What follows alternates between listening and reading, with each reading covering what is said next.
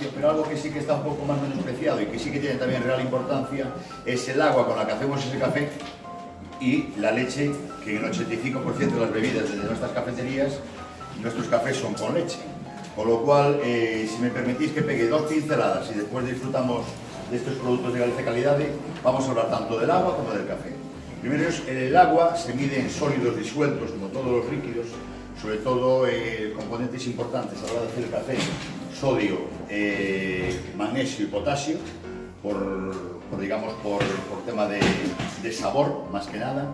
Entonces, ¿qué conseguimos con eso? Primero, que no sacie y que no apague que ayude al café a ser mejor café, digamos, esa infusión. Nosotros utilizamos Cabeiroa por una sencilla razón. En la escala TDS, que es Total Dissolved Solids, que son los sólidos disueltos en el agua, hay un parámetro de sabor ideal que es un número, que es 160. Pues podemos decir, mira, el agua de Barcelona, de la Traía de Barcelona, son 400 y pico, aguas comerciales de muy baja mineralización son 14, 16, el parámetro de sabor es 160 y Cabeiroa tiene 165. Os lo digo como secreto, que no es que yo sea muy buen cafetero, sino que me ayudo de buenos géneros para que el café salga rico. ¿Vale? Con lo cual, con este agua nos ayudamos que el café sí que salga mejor.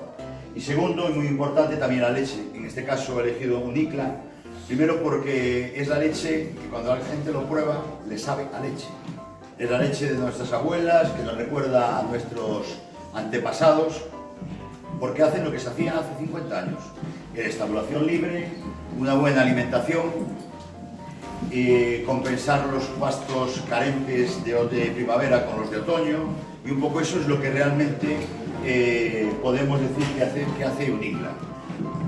A raíz de eso, ¿qué conseguimos? Pues que tenemos componentes como por ejemplo el selenio, que el selenio es importantísimo a la hora de salud, colesterol, evitar trombos, a la hora de salud es muy importante el selenio. Esta leche lo tiene de manera natural, o sea, esta leche no se le añade nada. Con lo cual, con la alimentación, como hacían nuestros abuelos, conseguimos un producto de primera calidad.